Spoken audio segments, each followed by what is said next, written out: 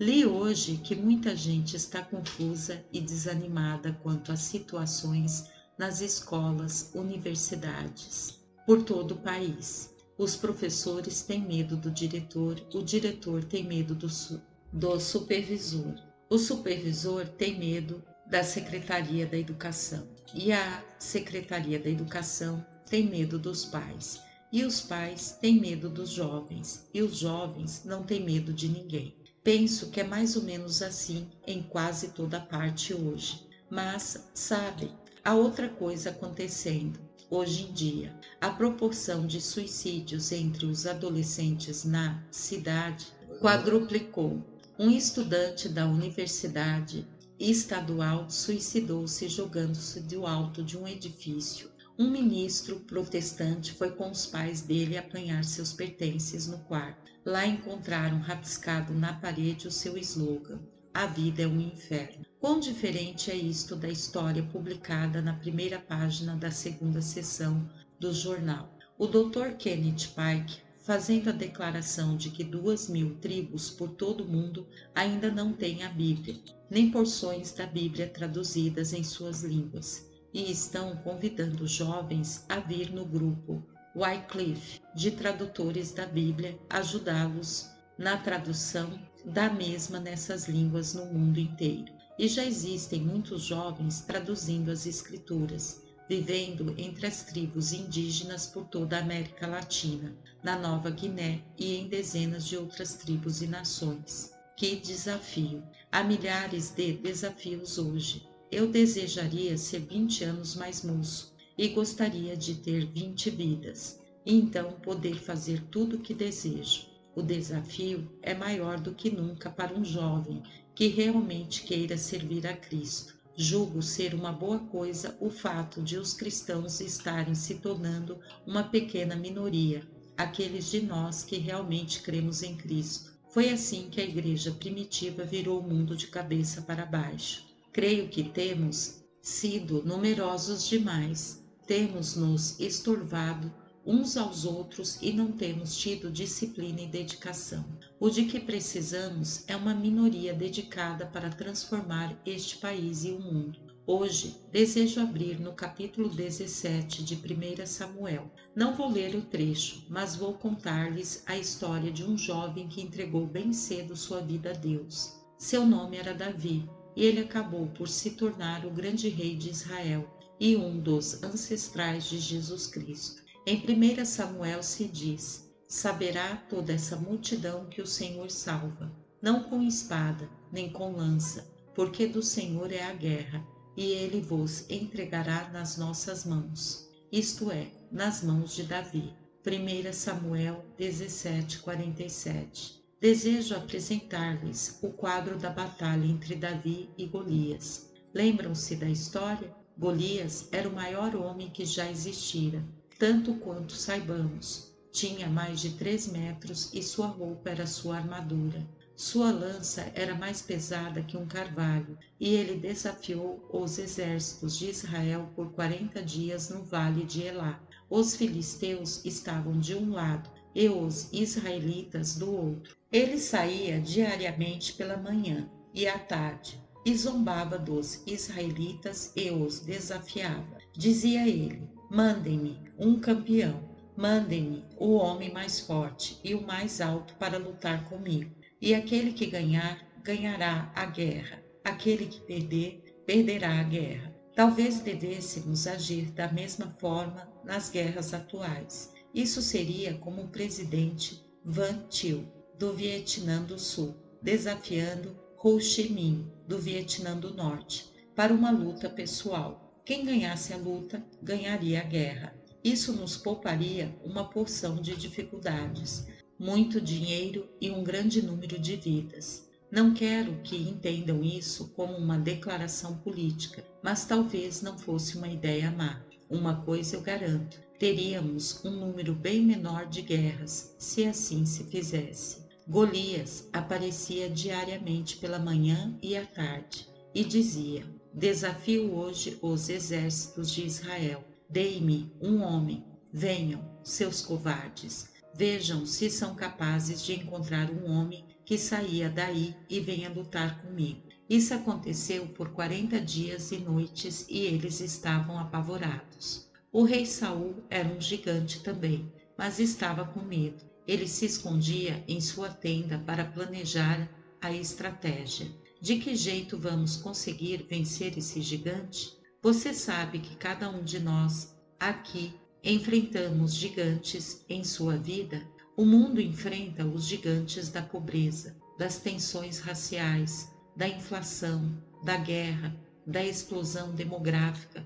Todos esses são gigantes que enfrentamos em nosso mundo. Mas no terreno pessoal, o jovem enfrenta problemas gigantescos. Como irá você lutar contra eles? Como irá você defrontá-los? Como irá vencê-los? Como é que você resolve seus problemas? Bem, um dos gigantes que os jovens enfrentam, sem se aperceberem disto, é o desejo de aceitação, posição social, admiração. Perguntei a um adolescente outro dia: por que você gosta de andar de moto? Isso foi lá na cidadezinha onde moro.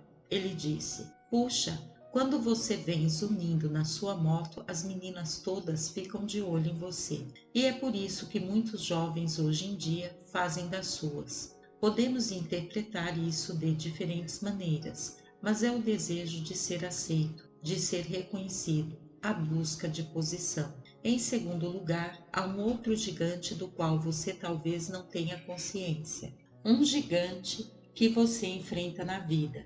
E esse é o anseio de segurança. Os jovens podem se rebelar e a maior parte deles atravessa um período na vida e na última fase da adolescência, quando são um pouco rebeldes. Seus pais poderão ter ou não consciência disso, mas há um período quando você começa a se desligar um pouco de seu pai e sua mãe, de modo que surge uma rebelião natural. Às vezes se torna rebelião violenta. Se os pais souberem tratá-la devidamente e se os jovens compreenderem o que está acontecendo no terreno fisiológico, psicológico, espiritual e filosófico, então a transição se fará de modo suave. A maioria dos pais não examina devidamente o problema, nem toma tempo para compreendê-lo, e então se verifica uma rebelião radical e violenta. Mas vocês sabem que a maioria dos jovens deseja estar sob autoridade?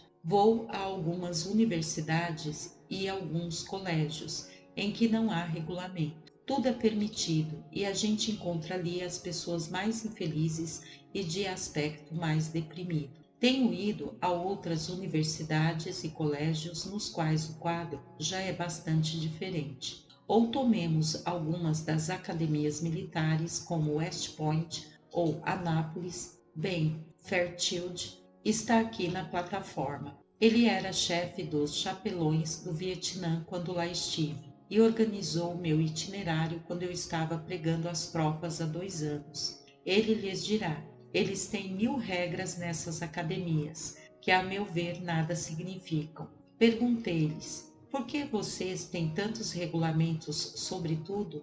Eles responderam: estamos ensinando disciplina. Aqueles jovens procedentes dos nossos melhores lares estão felizes porque têm sobre si autoridade e têm disciplina, pois a verdade é que fomos feitos para elas. E é por isso que é tão importante colocar-se sob a autoridade da soberania de Cristo. Esta é também a razão por que muitos jovens não querem Cristo. Eles não querem que se lhes diga o que fazer. Jesus disse: você não pode servir a 2 senhores. Você tem de escolher, ou escolhe servir a si mesmo e seguir seu próprio caminho, ou servi-lo, isto é, a Cristo. Ele diz: não é possível ficar neutro. Você tem de escolher. Que caminho você irá escolher? Que vida você irá viver? Você vai viver uma vida centralizada em si mesmo ou vai viver sob a soberania e a autoridade de Jesus Cristo? Vós me chamais o Mestre e o Senhor,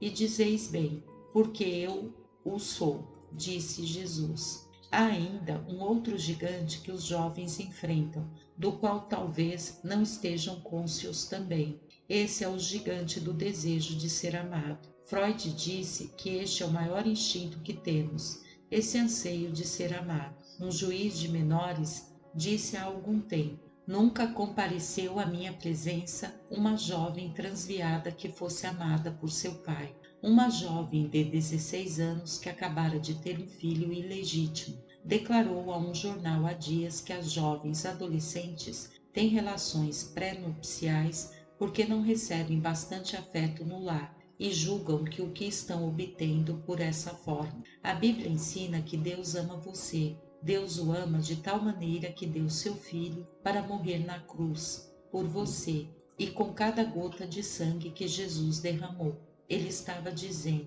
eu o amo ao ponto de morrer por você. Não importa quão mal seja você, não importa quais os seus pecados, eu o amo, diz Cristo. Essa ânsia de ser amado, esse desejo de ser reconhecido, esse desejo de posição, tudo isso pode encontrar satisfação em Jesus Cristo. Entregue sua vida a Cristo. Ele lhe dará posição. Você se torna co-herdeiro com Jesus Cristo. Você se torna membro da família celestial. Ele satisfará aquele anseio de ser amado, porque ele o ama mais do que qualquer amigo pode amar, e ainda mais que sua mãe.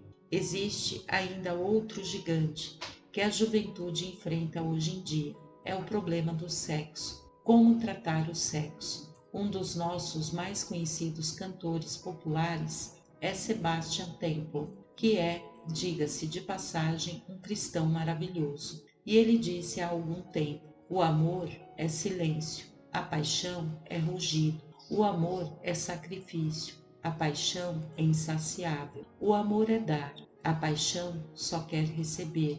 O amor é o encontro de corações. A paixão separa. A Bíblia tem muito a dizer sobre o sexo. Não é um livro que faz segredo do assunto. O sexo não é pecaminoso. A paixão, sim, é pecaminosa. O homem tomou uma coisa boa e santa e a corrompeu. O grande dom de Deus foi pervertido, porque Deus diz: não praticarás imoralidade fora do casamento. Primeiro, para proteger seu casamento. Segundo, para proteger seu corpo. Apesar de todas as drogas modernas que possuímos, há cada vez mais crianças ilegítimas nascendo diariamente. Há mais doenças venéreas atualmente do que em qualquer outra época da nossa história. Há novas variedades delas vindas do Oriente que não reagem a drogas e estão se alastrando. Deus disse que, para sua proteção psicológica, por causa dos sentimentos de culpa, dos distúrbios emocionais, da insegurança, do sentimento de não ser amado, o sexo precisa ser controlado. Não creio que você possa viver uma vida de acordo com a Bíblia, em que fuja das paixões da mocidade e evite as ciladas da imoralidade, sem Jesus Cristo. Creio que as tentações são grandes demais. Julgo que as pressões de nossa era saturada pelo sexo são grandes demais. Não creio que você possa fazê-lo mais. Se Cristo estiver em seu coração, lhe dará poder sobrenatural para levar uma vida pura. Você dirá: mas Billy, a essa altura eu já quebrei a lei de Deus. Que irei fazer? Ele o perdoará. Esta é a razão de ser da cruz. Foi para isso que ele morreu por você na cruz. Seu sangue pode lavar qualquer pecado, qualquer que tenha sido o seu pecado. Foi por isso que ele morreu por você. Ele o ama, ele o perdoará e o tornará tão limpo e tão puro como qualquer virgem que jamais existiu. Se você colocar sua confiança nele, é o sexo o gigante de sua vida, contra o qual você precisa de ajuda.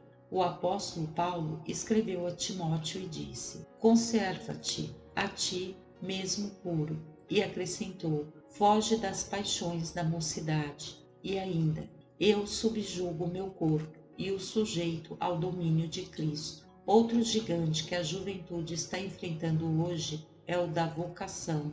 Que vou fazer da minha vida? Quantos jovens não desperdiçam tanto da sua vida procurando decidir? Há 1000 desafios hoje, 1000 coisas que você pode fazer para Deus. Quantos jovens não vêm me dizer: estou enfastiado? Um jovem crente jamais deveria estar enfastiado. Ele tem a Bíblia para estudar, há pessoas para ganhar, há trabalho para fazer, há pobres para alimentar, e lá nos campos missionários do mundo estão trincheiras da fé cristã onde precisam de você. Não creio que haja uma pessoa aqui que não esteja qualificada para servir a Deus de algum modo, mesmo num leito de hospital. Você pode ser surdo, ou mudo, ou cego. Deus pode usá-lo, se você se oferecer a Ele. Muitos de vocês precisam preparar-se primeiro.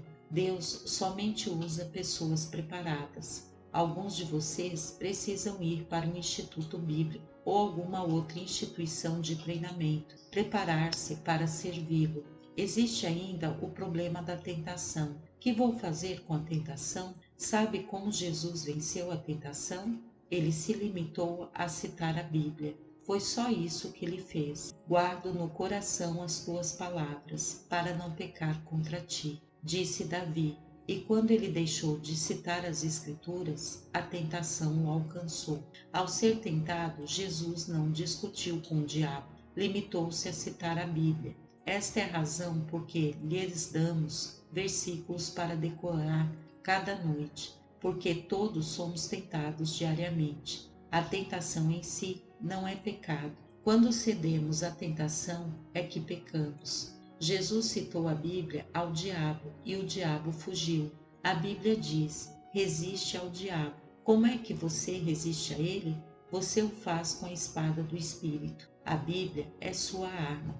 Ela é a palavra viva. Existe algo de sobrenatural na simples citação das Escrituras. Elas são a palavra inspirada de Deus. Daí a importância de decorar esses versículos e continuar a decorá-los para que, quando a tentação vier, você possa ter um texto bíblico para citar e o diabo fuja. Então, esse gigante Golias saía para desafiar os exércitos de Israel, e todos tinham medo. Davi estava vigiando as ovelhas. Ele não tinha idade para ir à guerra. Seus irmãos tinham ido lutar, mas quase não estavam lutando. Estavam ali acampados, ouvindo os gigantes bravejar e todos morrendo de medo. Foi quando o pai de Davi chegou a ele e lhe disse: Filho, quero que você vá onde estão nossos exércitos e leve alimento para dar a seus irmãos. Devem estar com fome.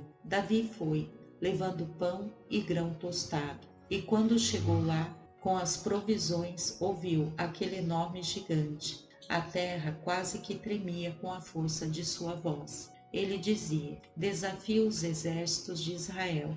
Mandem aqui um homem para lutar comigo. Davi perguntou: quem é esse indivíduo a desafiar os exércitos do Senhor Deus? Quem é aquele sujeito? Eles responderam: é Golias. E acrescentaram: é o maior homem do mundo, o mais forte do mundo. Davi indagou: por que não sai alguém para lutar com ele? Eles responderam: estamos todos com medo, nunca venceremos. Ele nos mataria a todos. Davi olhou para o gigante e disse: eu vou combatê-lo. Seus irmãos riram dele e zombaram e escarneceram, e os soldados todos riram. Olhem só, um garoto como você lutar com um gigante daquele?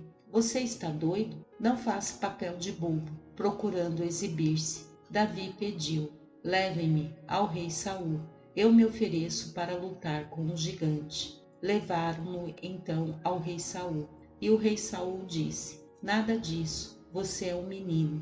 Não posso mandá-lo combater Golias, pois os nossos maiores guerreiros têm medo dele. Ele vai cortar sua cabeça com aquela enorme espada. Davi disse: Majestade, quando eu estava, certa feita, vigiando meu rebanho, apareceu um urso. Matei-o com as minhas mãos desarmadas. Deus me ajudou a matá-lo. Um leão veio para apanhar uma ovelha de outra feita, e Deus me ajudou a vencer o leão com as mãos vazias. O mesmo Deus que me ajudou a vencer o urso e a matar o leão, irá me ajudar na luta com Golias, porque não se deveria permitir que ele desafiasse os exércitos do Senhor Deus. Saul disse: está bem, se você está mesmo disposto a ir, vá. Mas você não tem nenhuma armadura, você não tem espada, você não tem nenhuma arma. Tome as minhas. Saul o vestiu com sua armadura, Mas Davi era um homem de fé viva.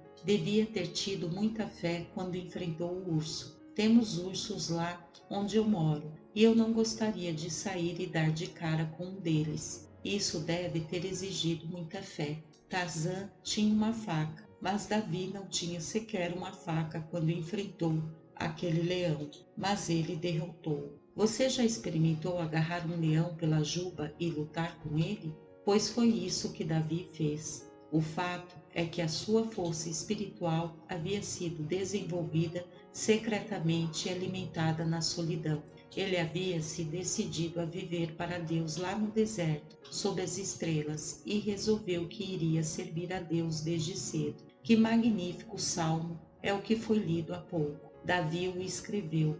A maior parte dos salmos foram escritos por Davi, e muitos deles foram escritos quando ele era um jovem pastor, sob um céu estrelado, com seu pensamento em Deus. Aqui a gente quase não pode ver as estrelas à noite. Você só as vê na televisão, quando os astronautas estão circundando a Lua. Você tem uma visão das estrelas. Mas lá na solidão do deserto, será que você jamais fica a sós com Deus? Você procura uma oportunidade de estar a sós com Ele? Você dirá: Billy, você está brincando? Com meus 5 filhos em meu apartamento, como estar a sós com Deus? Conheço uma senhora com 12 filhos morando num apartamento. Ela disse que quando queria estar a sós com Deus, apanhava o avental e o colocava sobre a cabeça e então ali a sós orava. Você pode ficar a sós. Também Davi havia se exercitado.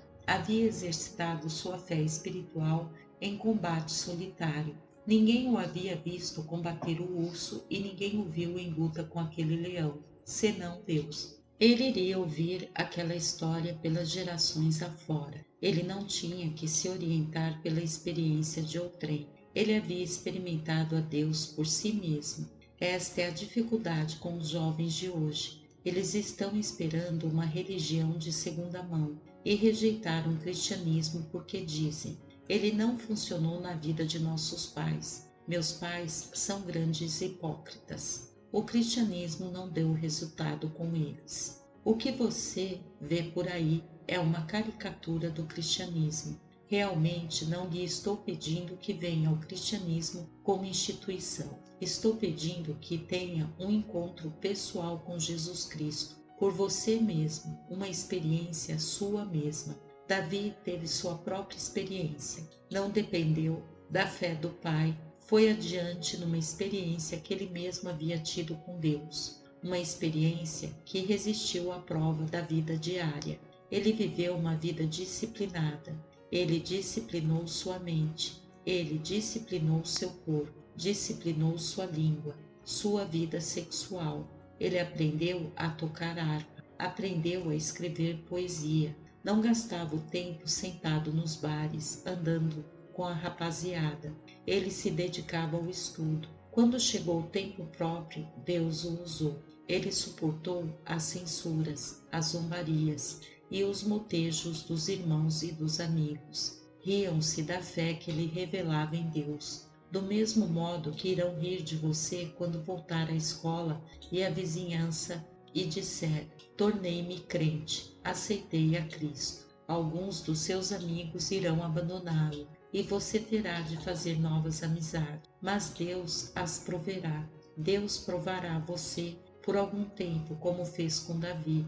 O urso poderá vir, o leão poderá aparecer, e Deus irá dizer: muito bem, aqui está a grande prova. Eu ajudarei você se você me deixar fazê-lo, e Deus o ajudará nessas provas. E quando você atravessá-las, então virá a grande prova, e depois a vitória. Você não estará dependendo de ninguém, e se achará com 1000 novos amigos em todo o mundo, com os quais nem sonhava e que são seus irmãos e irmãs. Você fala em irmãos de alma. Quando você vem a Cristo, tem um bom número deles. O preto se torna bonito, o branco é bonito, o amarelo é bonito e o vermelho é bonito. Tudo é bom quando você vem a Cristo. A experiência de Davi resistiu à racionalização do intelecto. Sua mente poderia ter lhe pregado uma peça e ele poderia ter caído na armadilha, porque Saul disse: "Vista-se com a minha armadura."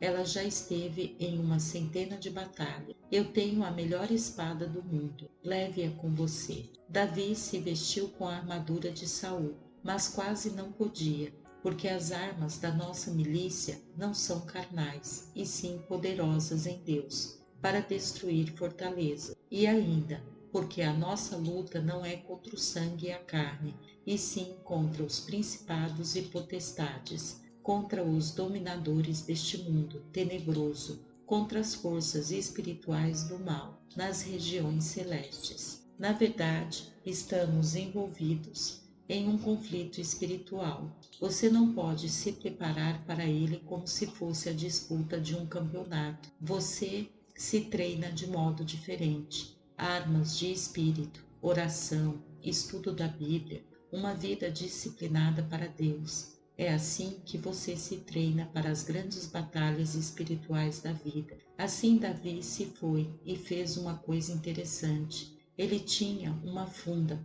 e parou junto a um ribeiro, onde apanhou 5 pedras. Alguém perguntou por que ele pegou 5 pedras. Ele só precisava de uma. Alguém sugeriu que Golias tinha 4 parentes e Davi tinha uma pedra para cada um deles. Davi não tinha experiência. Golias era mais experiente do que ele. Davi levava desvantagem porque Golias tinha seu escudeiro. Ele levava desvantagem nos armamentos e no peso. Mas disse: Tu vens contra mim com espada e com lança e com escudo. Eu, porém, vou contra ti em nome do Senhor dos Exércitos, o Deus dos exércitos de Israel. Eu vou contra ti em nome de Deus. A Bíblia diz que ele apanhou a funda, colocou uma pedra nela e atirou em Golias. O grande gigante tinha uma expressão de surpresa no rosto. Viera-lhe um pensamento que não lhe tinha ocorrido antes, mas aquela pedra atravessou-lhe os miolos e ele tombou morto. Deus havia entregue o gigante por meio do pequeno Davi com uma funda, pois esta história tem uma aplicação espiritual para você. Há muitos gigantes em nossa vida, alguns deles bem grandes, mas posso afirmar que com fé em Cristo, com Ele em seu coração, você pode sair e derrotar o maior gigante do mundo. Você pode vencer o gigante do sexo, o gigante da necessidade de ser amado. Você pode vencer todos esses gigantes que mencionamos há pouco. Você tem problemas com seus pais? Isso pode ser vencido com Cristo. Você tem problemas com seus amigos e luta com a solidão, com o vazio da alma, com a falta de estímulo na vida? Entregue sua vida a Cristo. Sirva-o, sirva a sua causa e leve 5 pedras com você. Primeira, leve a fé pessoal em Cristo, que você pode receber esta noite. Segunda, pratique sua devoção diária. Não deixe passar um dia sem ler a Bíblia e orar. Terceira, viva uma vida disciplinada, debaixo da soberania de Cristo. Quarta, dedique-se ao serviço do próximo. Quinta, esteja preparado. Lincoln disse certa vez: vou me preparar e qualquer dia minha oportunidade surgirá. Então, quando você lançar a pedra, Deus a dirigirá, porque você não terá de ir à batalha sozinho. O Espírito de Deus irá com você. E esta é a verdade gloriosa que eu não consigo jamais que a imprensa alcance. Quando você vem a Cristo, o Espírito Santo passa a residir em seu coração. Algo de novo é acrescentado à sua vida de modo sobrenatural. Um novo poder, uma nova dimensão, uma nova capacidade de amar, uma nova alegria, uma nova paz. O Espírito Santo entra e vive a vida cristã através de você. Já sei que você está dizendo: como poderei viver essa espécie de vida?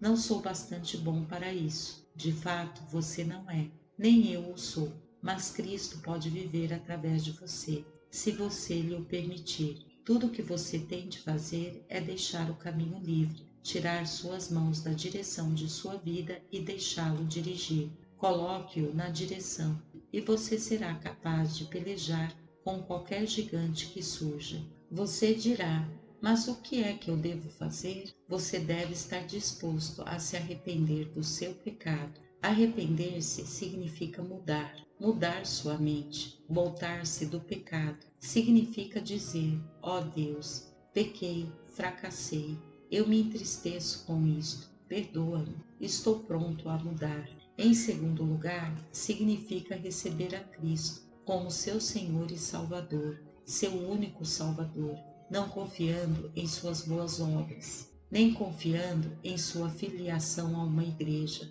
mas confiando na pessoa de Jesus Cristo. Em outras palavras, tendo a sua própria experiência com Cristo. Significa que você está disposto a obedecê-lo e servi-lo e segui-lo. Você está pronto a fazê-lo? Você pode ser membro de alguma igreja, ou talvez não o seja, mas se deseja receber a Cristo porque tem alguns gigantes na sua vida e gostaria que Cristo o socorresse. Você gostaria que ele perdoasse os seus pecados. Você gostaria de recebê-lo como seu Senhor e Salvador e gostaria de terminar este áudio com Cristo no coração. Se você está pronto a dizer isso e a fazer isso, seja católico, protestante ou judeu, ou talvez não tenha religião nenhuma, mas quer ter Cristo no coração, e diga: eu recebo a Cristo, quero o perdão dos meus pecados, quero uma nova vida.